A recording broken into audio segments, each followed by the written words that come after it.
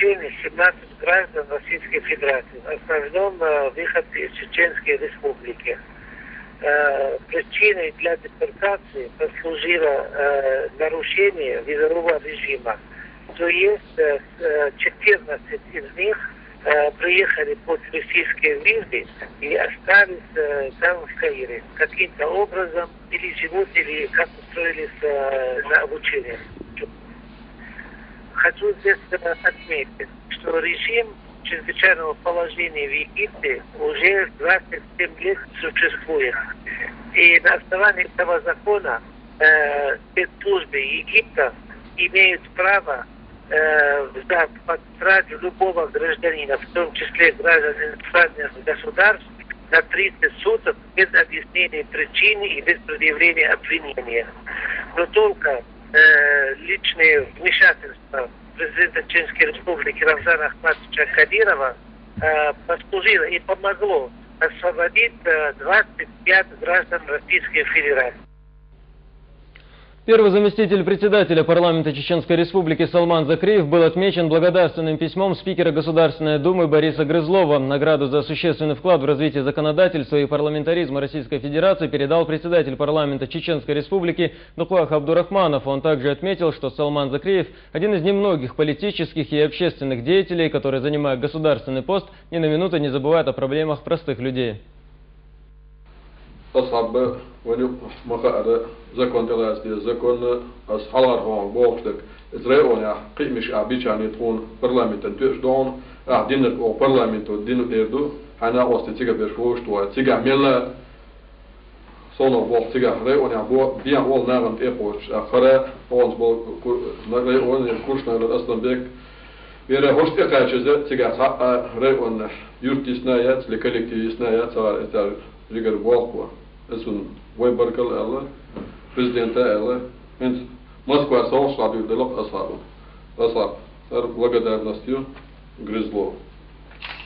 Так, хотя я ада хкиев юксад лита, الغرض دوتي خايته شش ويقعد من حد الله دو شو حد أول كابينة شاد الله لشيء هو سمع الله بدل دير كده لون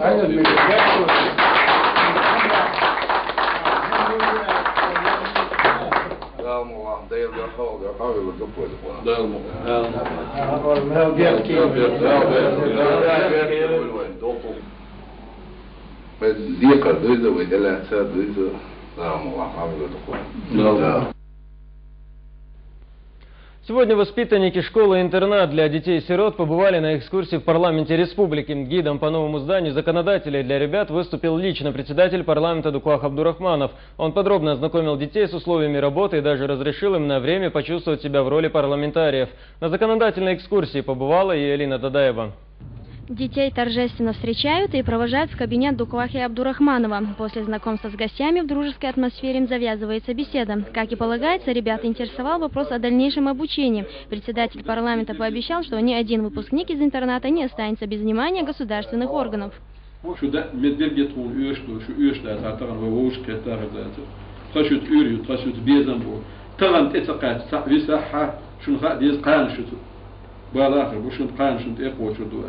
خلا هو شو بيشادل شو دعتردلر يوشن كوارتيرا اللي يوشن участок يوشن кредит ديش هو يوشن ديش نقربو بليتي هو يوشن это уливал на острову وكيربوя мох буквы айдил дуе чудес метигуе. Асланбек Дамбаев работает директором интерната 1975 года. На протяжении этого времени со стороны властей немало внимания было оказано. Но после недавнего визита главы республики в школу в интернате произошли разительные перемены. С радостью в голосе говорит директор. Аймани Кадирова сделала просто, словами просто передать трудно помощь, оказанная ей. Это не только продукты питания, это одежда, обувь, это постельные принадлежности, оборудование. Словом, сегодня мы можем сказать на целых 3-4 года обеспечены всем и вся. Оказаться в кресле председателя парламента удается не каждому. Однако этим детям такой шанс представился. В роли экскурсовода выступил сам Абдурахманов. Он показал ребятам здание и ознакомил их с условиями работы депутатов и специалистов отделов. طلعت نقطة عيلها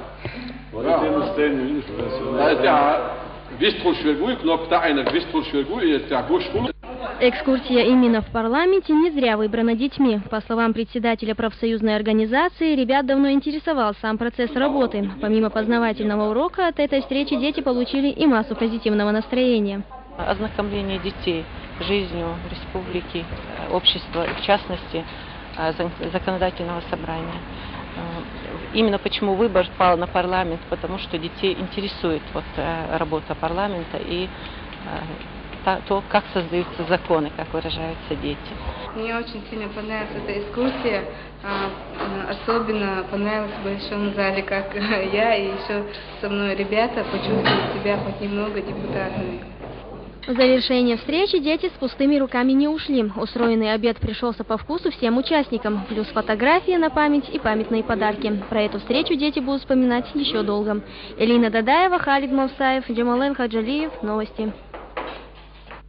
Делегация сотрудников миграционной службы Норвегии сегодня посетила с официальным визитом Чеченскую Республику. Иностранные гости планируют провести ряд встреч и изучить социальное положение бывших беженцев, ныне проживающих в республике. Как обустраиваются люди, выделяются ли им жилье и какие наиболее проблемные вопросы стоят перед ними. Эти темы норвежская делегация обсудила с уполномоченным по правам человека Нурдином Хажиевым.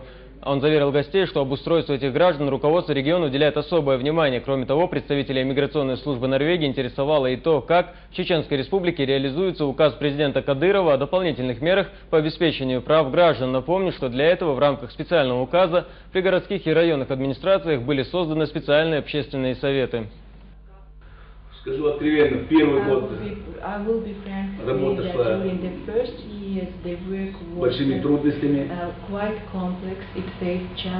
не было должного взаимопонимания. При поддержке президента мы сумели переломить эту ситуацию. Главы администрации поняли о том, что эти советы только могут им оказать помощь в работе. И они определили им и кабинет, и оргтехнику. Они принимают людей.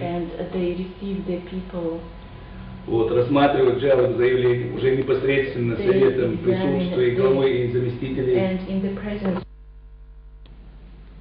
Поиски пятилетнего мальчика Ислама Халадова, который пропал несколько дней назад, продолжаются. К сотрудникам Октябрьского ОВД сегодня подключились и спасатели МЧС. По одной из версий, ребенок мог упасть в протекающую рядом с домом семейства Халадовых реку Сунжу. Спасательная операция ведется со вчерашнего дня, однако ее усложняет сильное течение реки. Репортаж об этом Хамзата Батукаева.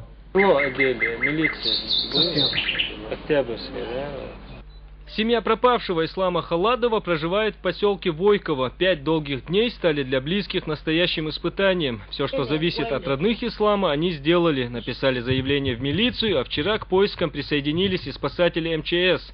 Дядя пропавшего без вести говорит, что 30 мая Ислам вышел из дома. С тех пор о нем нет никаких вестей. Заявление один участковый следственное отделение.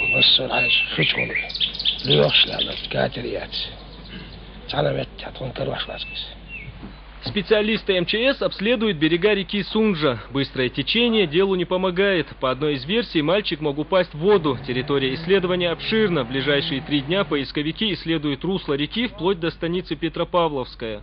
Там будет осматриваться визуально берега, все заторы, все места, где могут предположительно остановиться, если он оказался в реке, труп мальчика. И поиски будут проходить, пока не будет найден мальчик. Такие объявления с просьбой сообщить хоть какую-нибудь информацию о судьбе Ислама Халадова развешаны по всему городу. От подобной беды не застрахован никто. Продавец Зайнаб Хадисова тоже мать. Объявление о розыске висит на двери ее ларька уже 3-й день.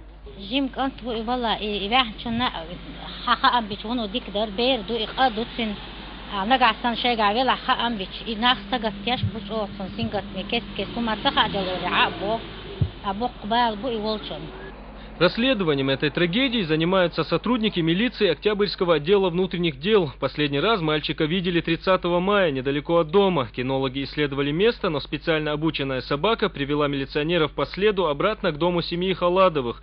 Версий исчезновения несколько, в том числе и кража с целью выкупа. Делать какие-либо комментарии представители правоохранительных органов не стали, ссылаясь на незаконченное расследование. Хамзат Батукаев, Юсуф Салажиев, Муса Харсиев, Заур Магомадов. Новости. Сегодня представители Тайюаньской клиники прибыли в Чеченскую Республику. Врачи